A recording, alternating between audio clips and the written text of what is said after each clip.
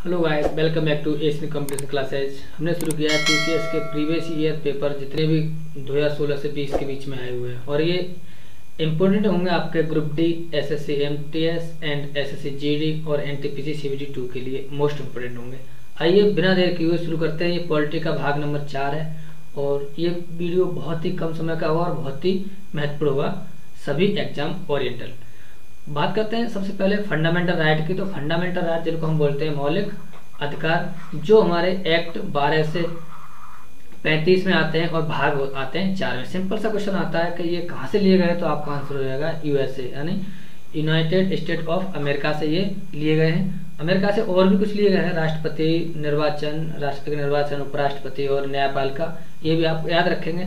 सबसे पहले बात करते हैं, अभी हमारा पार्ट है अनुच्छेद एवं अनुसूचियां, तो इनके बात करते हैं। तो एक्ट 14 से 18 ये बोलता है समानता, यानी किसी भी व्यक्ति को, चाहे वो किसी भी जाति का हो या किसी भी जेंडर यानी लिंग का हो या किसी भी जन्म स्थान से संबंध रखता हो या चाहे उसका कोई धर्म हो, सभी के लिए क्या होगा, उसको समानता दी जाएगी। ये हमारा फंडामेंटल राइट बोलता है एक्ट 18 से 14, ये हमें अधिकार दिया गया है। बात करते हैं एक्ट 19 से 22, ये बोलता है स्वतंत्रता का अधिकार। ये क्या बोलता है, स्वतंत्रता का अधिकार बोलता है। बात करते हैं एक्ट 23 से 24, हाँ सॉरी 24 है, ये टाइप मिस्टेक है, 23 से 24, इसमें आता है शोषण के विरुद्ध अधिकार, यानी कोई भी किसी का शोषण नहीं कर सकता, बेगारी नहीं करा सकता या जबरदस्ती उस पर काम नहीं करा सकता, चाहे किसी भी मामले में हो। इसके लिए हमें फुल राइट दिया गया है। बात करते हैं 25 से 28, 25 से 28 ये बोलता है कि हमें यानी प्रत्येक नागरिक को, प्रत्येक भारतीय को स्वतंत्रता होगी किसी भी धर्म को एक्सेप्ट करने की, चाहे वो हिंदू हो, मुस्लिम हो, सिख हो, चाहे वो अपना धर्म चेंज भी कर सकता है। कोई बात ही नहीं होगा कि आप हिंदू हो तो मुस्लिम बन जाएगा, मुस्लिम हो को आप क्यों हो, ऐसा कुछ नहीं होगा। धार्मिक स्वतंत्रता देगी, जिसी का भी किसी भी नागरिक का कोई भी जो मत है वो अपना धर्म एक्सेप्ट कर सकता है और अपना प्रचार प्रसार भी उस धर्म का कर सकता है। इस 25 से 28 में बोला गया, ये साफ सिंपल सी बात है।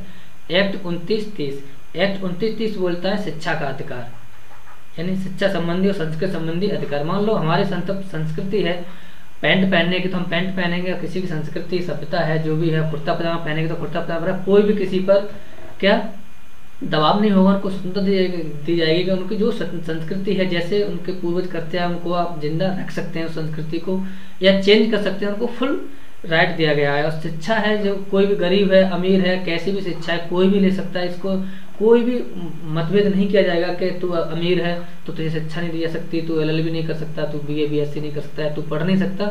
ये यदि ऐसा कोई करता है तो इसके खिलाफ एक्ट 29-30 के खिलाफ सुप्रीम कोर्ट में सीधे हम जा सकते हैं। मोस्ट इम्पोर्टेंट है वो है एक्ट है 32।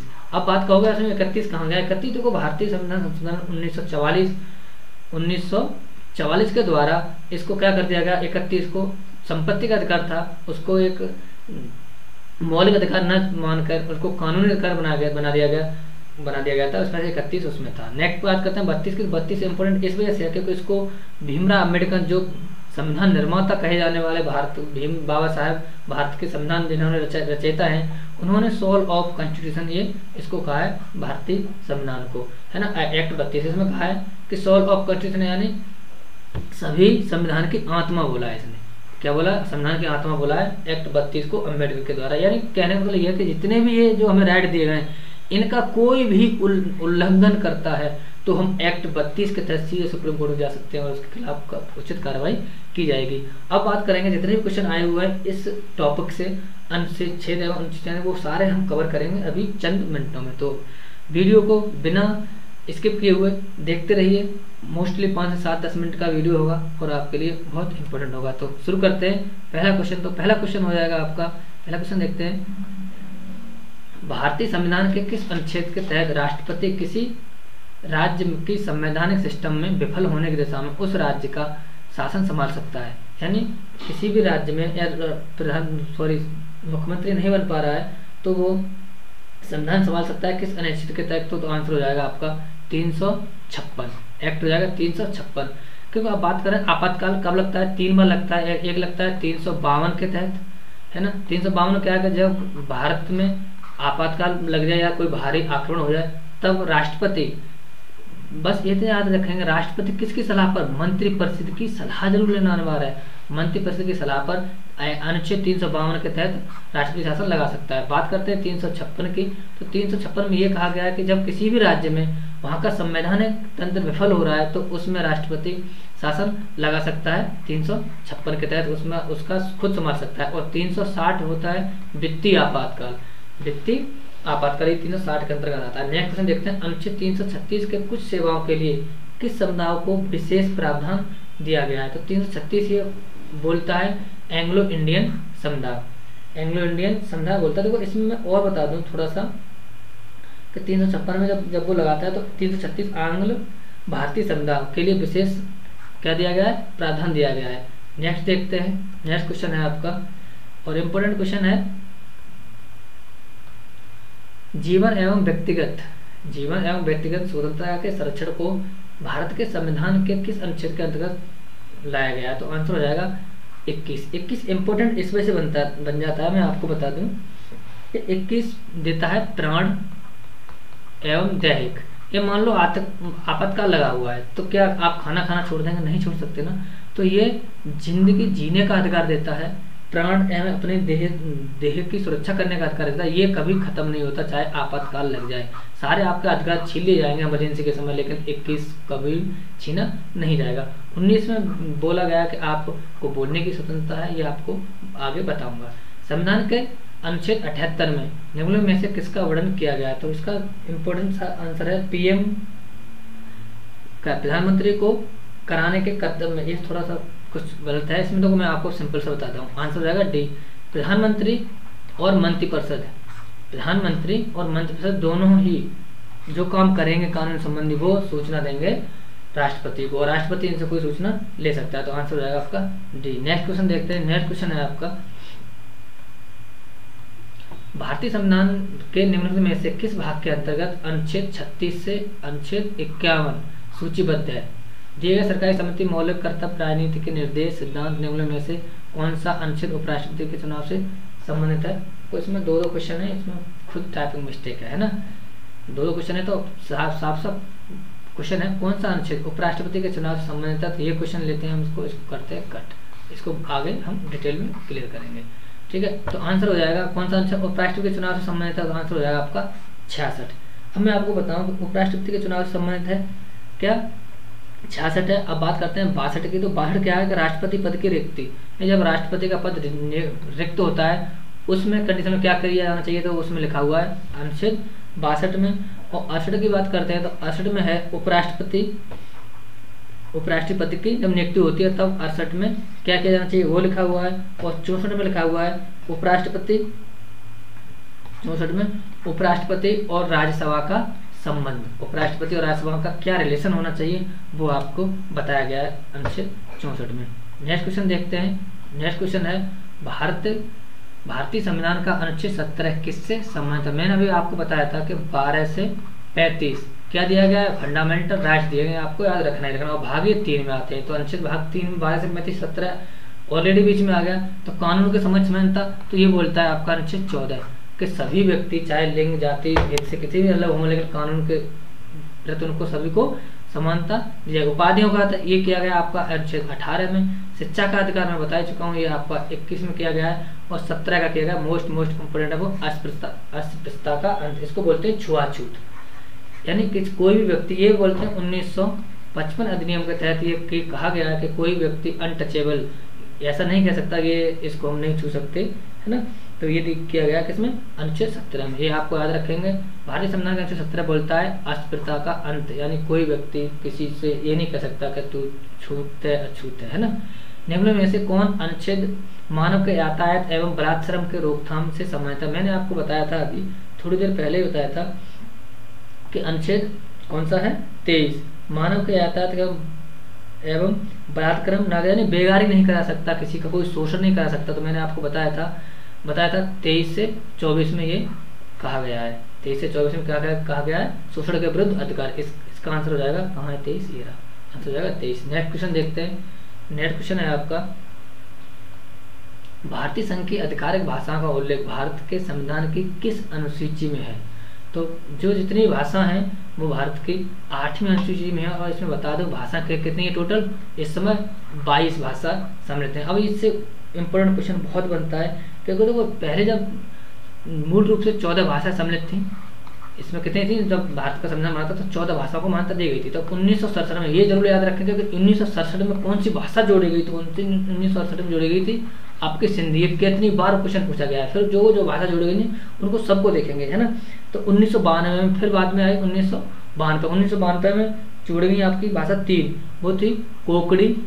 ये सबको याद रखेंगे, मैं लिख रहा हूँ, कोंकणी, मणिपुरी और नेपाली।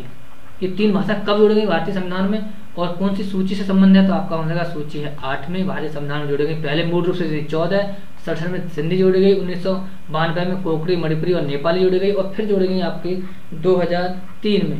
2003 में 4 जोड़ी गई। ये क्वेश्चन भी 10वीं बार पूछ लिया गया एग्जाम में, और फिर भी आने के बहुत ज़्यादा चांस हैं। वो आंसर हो जाएगा, देखो, बोडो, डोगरी, मैथिली और संथाली। ऐसा क्वेश्चन पूछा जाएगा, बोडो जो भाषा है उसको कब जोड़ा गया भारतीय संविधान, तो 2023 में, 2003 में जोड़ा गया था। ऐसे पूछे संथाली को कब जोड़ा गया था, 2003 में जोड़ा गया था, है ना। तो ऐसे सिंपल सा क्वेश्चन पूछ लिया जाता है। और बात करते हैं भाषा की एक्ट कौन से में आता है भारत के संविधान, तो 343 में राज्य की राजभाषा के बारे में बात कही गई है। ये आपको याद रखना है। भारतीय संविधान की 10वीं अनुसूची निम्न में से किसके बारे में, तो सिंपल सा आंसर हो जाएगा दल बदल विरोधी के बारे में ये 10वीं अनुसूची बोलती है। नेक्स्ट क्वेश्चन देखेंगे। देखो मैंने आपको सिलेक्टेड क्वेश्चन यहाँ पर किए हैं, और सिलेक्टेड क्या है, ये सब के सब क्वेश्चन TCS द्वारा पूछे गए हैं, और बार बार पूछने की पॉसिबिलिटी बहुत ज़्यादा बढ़ जाती है। संविधान के निम्न अनुच्छेद में से कौन सा हमें समानता का अधिकार है, मैं पहले ही बता चुका हूँ कौन सा देता है, विधि के समय समानता एक्ट 14 देता है। अब देखो 368 में पता होगा, संविधान संशोधन की प्रक्रिया दक्षिण अफ्रीका से ली गई थी, है ना। ये आपको पता है। अनुच्छेद 32 जो महात्मा भीमराव अम्बेडकर ने इसको संविधान की आत्मा कहा था, सोल ऑफ कॉन्स्टिट्यूशन कहा था, है ना। संविधान उपचारों का अधिकार, है ना। 23 से 24 में अभी बता चुका हूँ, शोषण के विरुद्ध अधिकार था इसमें। 23 के क्या था, शोषण के विरुद्ध। नेक्स्ट क्वेश्चन देखते हैं। भारतीय संविधान के किस अनुच्छेद में राष्ट्रपति पर महाभियोग लाने की प्रक्रिया प्रदान की गई है, तो ये आंसर आपका इम्पोर्टेंट हो जाएगा, क्योंकि आंसर हो जाएगा आपका 61। अब थोड़ा सा इसके बारे में जान लेते हैं कि जो राष्ट्रपति को महाभियोग लगाया जा सकता है, राष्ट्रपति को महाभियोग द्वारा हटाया जा सकता है, वो किस प्रक्रिया हटाया जाता है। देखो सबसे बड़ा काम संविधान के प्रावधान का उल्लंघन करने पर। यदि राष्ट्रपति जो संविधान में लिखा हुआ है उसके प्रावधान है उनका उल्लंघन करता है, तभी ऐसा किया जा सकता है। अब क्वेश्चन कितनी बार पूछा गया है कि भारतीय जो राष्ट्रपति पर महाभियोग लगाया जा सकता है वो किसके द्वारा लगाया जा सकता है, लोकसभा में या राज्यसभा में। राज्यसभा के द्वारा, तो दोनों में पेश किया जा सकता है महाभियोग, दोनों में पेश किया सकता है, लोकसभा में भी और राज्यसभा में भी। ठीक है, ये बात। लेकिन शर्त क्या है कि राष्ट्रपति को महाभियोग पेश करने से पहले 14 दिन पहले उसको सूचना देनी होगी। और जिस भी आप लोकसभा में पास कर रहे हैं, पेश कर रहे हैं, तो लोकसभा के 1/4 या राज्यसभा में पेश कर रहे हैं तो राज्यसभा के 1/4 लोगों के उस पर हस्ताक्षर होना इम्पोर्टेंट है। ये आपको सिर्फ याद रखना है। नेक्स्ट देखते हैं। नेक्स्ट क्वेश्चन है, देखो सीधी सीधी बातें आपको याद रखनी ही रखनी है। भारतीय संविधान के किस अनुच्छेद के तहत राष्ट्रीय ध्वज फहराने का अधिकार है, तो आंसर हो जाएगा अनुच्छेद 19A। अनुच्छेद 19A इसी के तहत क्या है, इसमें मैंने बताया बोलने की स्वतंत्रता, इसी के तहत अनुच्छेद A में ही ये दिया गया है, बोलने की स्वतंत्रता। अब बात करते हैं, थोड़ा सा और जान लें। बोलने की स्वतंत्रता, राष्ट्रीय ध्वज फहराने की स्वतंत्रता किसमें दी गई, अनुच्छेद 19A। मैंने बताया था आपको 19 से 22 क्या बोलता है, स्वतंत्रता का अधिकार बोलता है, यानी स्वतंत्र बोल देता है। अब बात करें 19A और 19B में क्या है, देखो B में है शांतिपूर्ण सम्मेलन कर सकते हैं आप, कोई आपको नहीं रोक सकता, शांतिपूर्ण होना चाहिए। बात करते हैं C में, आप समागम या आप संघ बना सकते हैं, आप कमेटी कर सकते हैं, अपनी एक मीटिंग बना सकते हैं। D है घूमने की स्वतंत्रता, यानी 21A में घूमने, आप भारत के राज्य क्षेत्र में कहीं भी घूम सकते हैं, कोई आपको मनाही नहीं करेगा। बात करते हैं E का है निवास करने की स्वतंत्रता, भारत के आप किसी भी राज्य में निवास कर सकते हैं, आपको कोई पक्षपात नहीं किया जाएगा। और F है व्यापार कारोबार, आप अपना खुद का व्यापार चुन सकते हैं, खुद का कारोबार कर सकते हैं, तो कोई आपके साथ कोई भेदभाव नहीं किया जाएगा। नेक्स्ट क्वेश्चन देखते हैं। भारतीय संविधान के निम्नलिखित अनुच्छेदों में से किस अनुच्छेद में यह उल्लेख है कि मुख्यमंत्री राज्यपाल द्वारा नियुक्त किया जाएगा, तो मोस्ट इंपॉर्टेंट क्वेश्चन है ये, तो आंसर हो जाएगा 164। देखो ये थोड़ा सा कट हो रहा है ना, आंसर हो जाएगा 164। 164 आंसर हो जाएगा। अब मैं आपको बता दूं, सॉरी, अब मैं आपको बता दूं कि 164 सीएम की नियुक्ति जो राजपरिषद है वो बोला गया है 163 में, 163 राजपरिषद बोला गया, 164 में सीएम की नियुक्ति राज्यपाल द्वारा होगी तथा अन्य मंत्रियों की नियुक्ति भी राज्यपाल द्वारा होगी, लेकिन वो किसकी सिफारिश पर होगी? सीएम की सिफारिश पर होगी। इतना आप याद रखना। देखो, राज्यपाल सीएम, मुख्यमंत्री की नियुक्ति कौन करता है? राज्यपाल। अन्य मंत्रियों की भी नियुक्ति राज्यपाल ही करता है, लेकिन किसकी सलाह पर? सलाह लेना अनिवार्य है राज्यपाल को, किसकी? मुख्यमंत्री की सलाह पर। इतना आपको याद रखना है। नेक्स्ट देखते हैं, नेक्स्ट क्वेश्चन है आपका, भारत के संविधान में निम्नों में से किस अनुच्छेद में शिक्षा के अधिकार की व्याख्या की गई? तो आंसर हो जाएगा 21A। ये पहले नहीं था, ये 21A कब लाया गया है मैं आपको बता दूं। अब राज्य को क्या होगा? 6 से 14 वर्ष तक के बच्चों को निःशुल्क एवं अनिवार्य शिक्षा दी जाएगी। ये नहीं कि हायर एजुकेशन दे दी है, निःशुल्क एवं अनिवार्य शिक्षा प्रदान करेगा, और ये 21A में रखा गया। अब बात करते हैं, ये सीधा सा क्वेश्चन बोल लिया जाएगा कि ये कौन से संविधान संशोधन द्वारा ऐसा किया गया था? तो आंसर होगा 86वां संविधान संशोधन। और कब हुआ था ये? 2002 में हुआ था। 2002 में ये अधिकार मिला है कि प्रत्येक बच्चे को 6 से 14 वर्ष तक का है उसको निःशुल्क एवं अनिवार्य शिक्षा दी जाएगी, और ये अनुच्छेद 21A में रखा गया। मोस्ट इम्पोर्टेंट है। नेक्स्ट देखते हैं, भारतीय संविधान का अनुच्छेद 21A निम्न में से किससे संबंधित है? वही हो जाएगा, शिक्षा का अधिकार से संबंधित है। अगला क्वेश्चन देखते हैं, देखो नेक्स्ट है, निम्न में से कौन सा राज्य संविधान की 6ठी अनुसूची का पालन नहीं करता? तो 6ठी अनुसूची इंपॉर्टेंट क्यों? क्योंकि जनजातीय क्षेत्रों के प्रशासन के नियंत्रण से ये संबंधित रखती है ना। तो आंसर हो जाएगा इसका नागालैंड। इसमें कौन है 6ठी में? आपको इतना याद रखना है बस। 6ठी में है कौन कौन से? देखो, एक है असम, एक है मेघालय, एक है त्रिपुरा और एक है मिजोरम। देखो, असम, त्रिपुरा और मेघालय होगा, तो आंसर कौन सा नहीं है? नागालैंड आपका आंसर हो जाएगा। नेक्स्ट है, भारत का संविधान लोकसभा के आकार को सीमित करता है। लोकसभा का जो आकार है अभी कितना है? अभी जो 550 है, इसको सीमित करता है, इससे ज्यादा सीट नहीं हो सकती। सीमित करता है निर्वाचित सदस्य तथा 2 एंग्लो इंडियन सदस्य को प्रतिनिधित्व करते हैं, जिन्हें राष्ट्रपति के द्वारा नामांकित किया जाता है। तो आंसर हो जाएगा आपका डी। देखो, अभी वर्तमान में कितनी सीटें हैं लोकसभा में? कितनी हो सकती हैं? 550 से ज्यादा नहीं हो सकती। और 2 एंग्लो इंडियन, जो एंग्लो इंडियन होते हैं उनको राष्ट्रपति लोकसभा में मनोनीत करता है। तो आंसर हो जाएगा आपका डी। नेक्स्ट क्वेश्चन हो जाएगा, संविधान के अनुसार किस अनुच्छेद के तहत जीवन की सुरक्षा और व्यक्तित्व स्वाधीनता, मैंने आपको बताया था कि कितना भी आपातकाल लग जाए आप खाना तो नहीं छोड़ सकते, है ना। तो आंसर हो जाएगा आपका 21 ही बोलता है देह सुरक्षा देता है और स्वतंत्रता प्रदान की गई है। नेक्स्ट है, भारतीय संविधान का अनुच्छेद 29 निम्न में से कौन से अधिकार प्रदान करता है? मैंने बात बताई थी 29 और 30 में मैंने बताया था कि संस्कृति और अल्पसंख्यकों के हितों के बारे में बताया था मैंने, है ना। 29 शिक्षा संबंधी संस्कार। तो आंसर है अल्पसंख्यकों के हितों की सुरक्षा। नेक्स्ट है,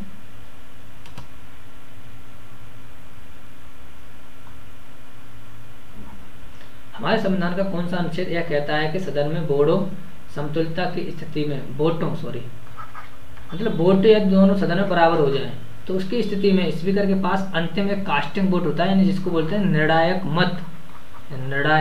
मत देने का अधिकार होता है। वो अनुच्छेद किस में कहा गया? तो ये अनुच्छेद कहा गया है अनुच्छेद 100 में ऐसा कहा गया। अब मैं थोड़ा इसके बारे में और बता दूं कि स्पीकर 100 में कहा गया कि स्पीकर को निर्णायक मत देने का अधिकार होगा, चाहे वो किसी को भी दे सकता है।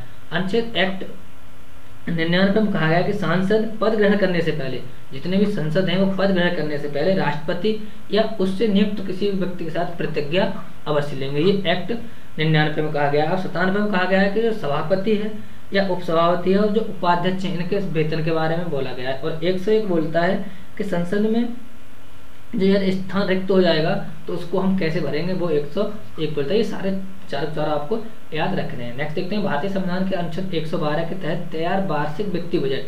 देखो, कहीं भी भारतीय संविधान में बजट का शब्द नहीं किया गया है, लेकिन क्या बोला गया है? वार्षिक वित्तीय बजट को क्या कहा गया है? तो आंसर है बजट, है ना। तो बजट नहीं कहा गया है, उसमें कहा है वार्षिक वित्तीय बजट। सीधा सा क्वेश्चन बोला गया है कि संविधान में बजट कितनी बार आया, कब आया, तो इसका प्रयोग 0 हो जाएगा, आया ही नहीं है। नेक्स्ट देखते हैं, नेक्स्ट आप क्वेश्चन हो जाएगा, भारतीय संविधान के अनुच्छेद 21A में बार बार यही क्वेश्चन इंपॉर्टेंट है क्योंकि इसको संविधान संशोधन में अमेंडमेंट लाया गया था। कब लाया था? 86 में और 2002 में। ठीक है, 86 में संविधान संशोधन था और 2002 में ये लाया गया था। 21 में इसको बोला गया था कि सभी को क्या है, शिक्षा का अधिकार दिया गया था। सभी को यानी 6 से 14 वर्ष तक बच्चों को राज्य शिक्षा का अधिकार देगा, अनिवार्य और निःशुल्क शिक्षा देगा। नेक्स्ट है, भारत के राज्य एवं संघ शासित प्रदेश का संविधान के किस अनुसूची में उल्लेख है? तो आपका आंसर हो जाएगा, मैंने सबसे पहले पढ़ा चुका है, प्रथम अनुसूची। थोड़ा सा और जान लेते हैं। देखो प्रथम अनुसूची जो पहला भाग की भाग 1 है 1 से एक्ट 4 तक। भाग 2 हो जाएगा नागरिकता, जिसमें वर्णन है 1 से 11 तक। और भाग 3 हो जाएगा जिसमें मौलिक अधिकार का वर्णन है 12 से 35 तक। और भाग 4 हो जाएगा 36 से 41 तक। भाग 5 हो जाएगा 52 से 151। ये सारे आपको भाग इतना और अनुच्छेद आपको पता होना चाहिए। आई होप ये वीडियो आपको पसंद आता है तो please like share and subscribe करें। स्पेशली मेरी मैथ पसंद आती है तो जरूर लाइक करें। और ये क्वेश्चन आपका एग्जाम ओरिएंटेड से वेरी वेरी इंपॉर्टेंट होंगे। Thank you watching for all.